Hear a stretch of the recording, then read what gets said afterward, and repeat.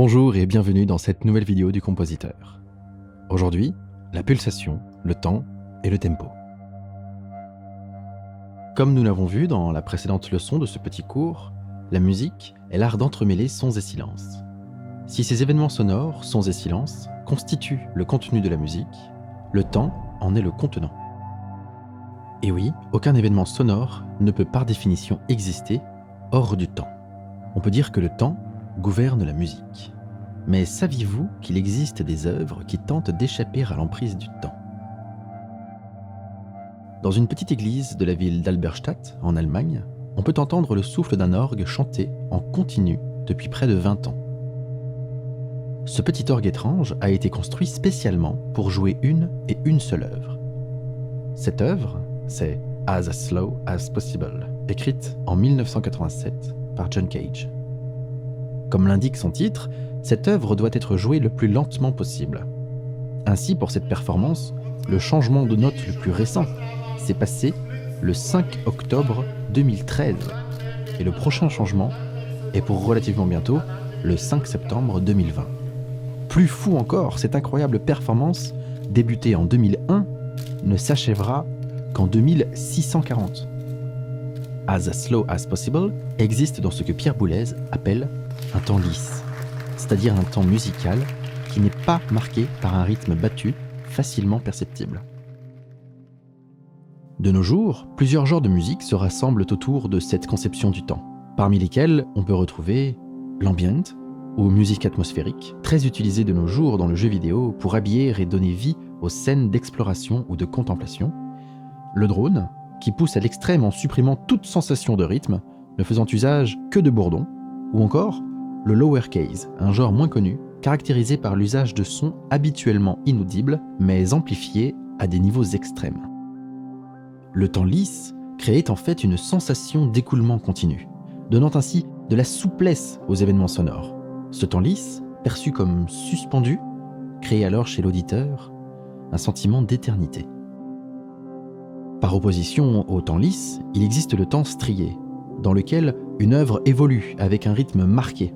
C'est cette conception du temps qui est de nos jours la plus répandue et que l'on retrouve dans l'écrasante majorité des genres de musique.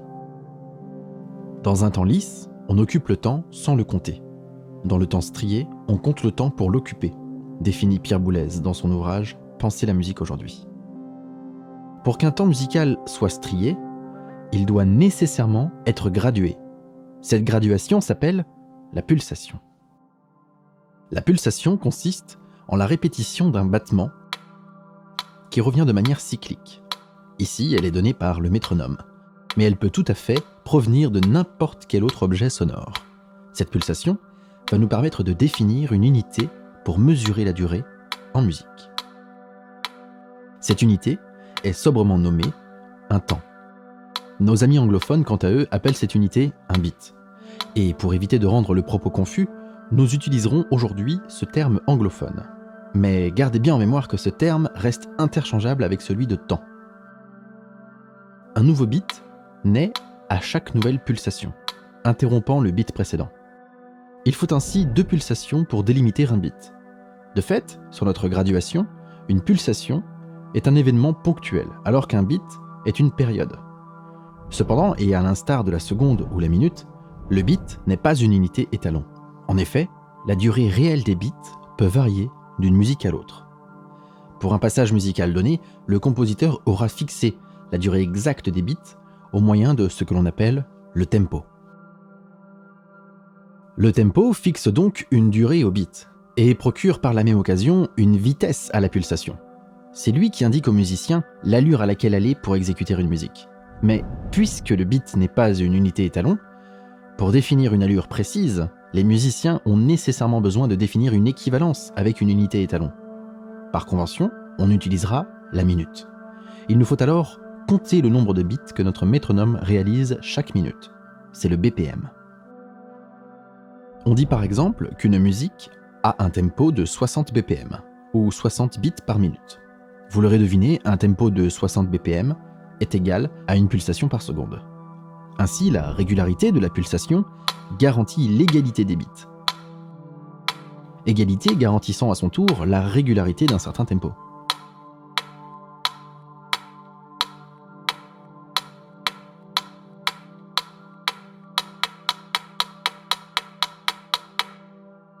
Pour le compositeur, le tempo n'est pas simplement une valeur épinglée au début d'une musique, c'est surtout un outil supplémentaire pour transmettre une certaine émotion, un ressenti particulier.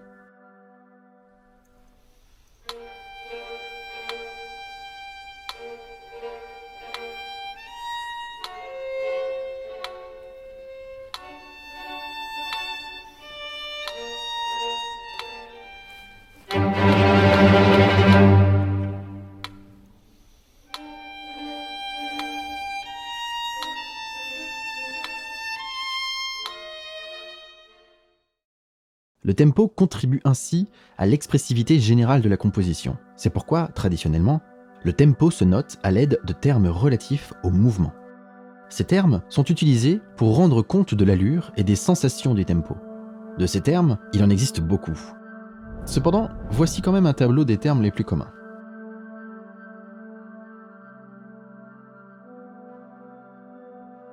Sur une partition, la durée d'une note est abstraite, par essence, et dépend totalement du tempo choisi.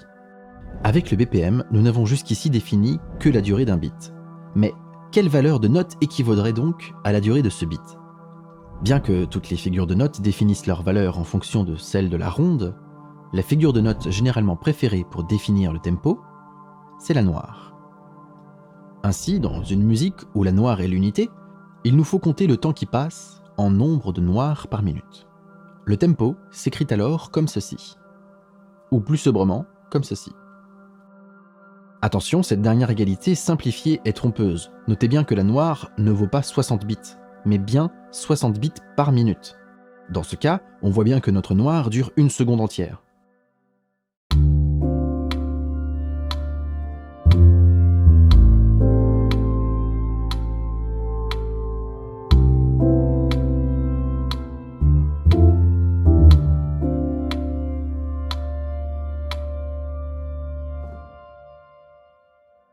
Il est tout à fait possible de préciser textuellement l'allure du morceau.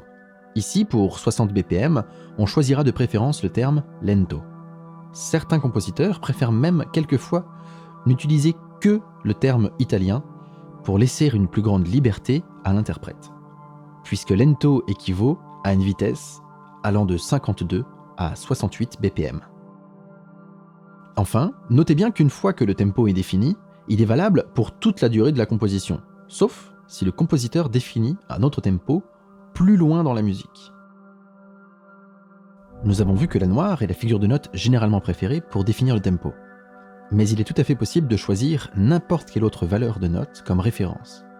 Au lieu d'une noire, on peut mettre une croche, une blanche, ou même une ronde, pourquoi pas. Cependant, cela changerait la manière dont l'œuvre sera exécutée, divisant ou multipliant la vitesse de l'exécution.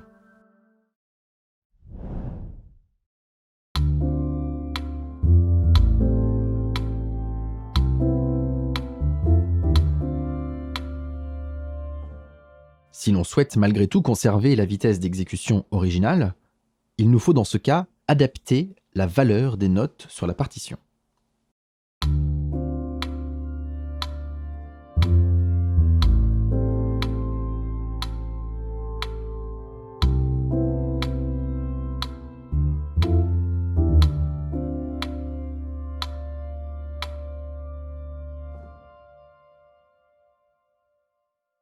Pour vous rendre compte de la sensation des différents tempos, je vous propose de taper ces quelques termes italiens dans les barres de recherche des sites de streaming et d'écouter les musiques qui vous sont proposées en battant la pulsation du pied.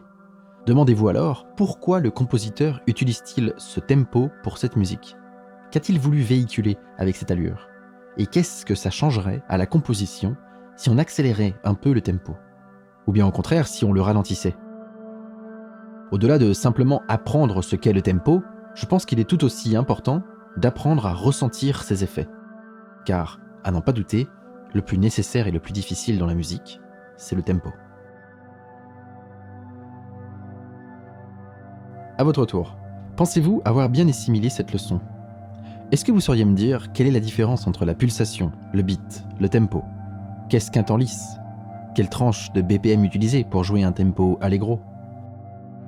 Pour aller plus loin, je vous propose de tester vos connaissances avec les exercices mis en place dans l'espace de formation.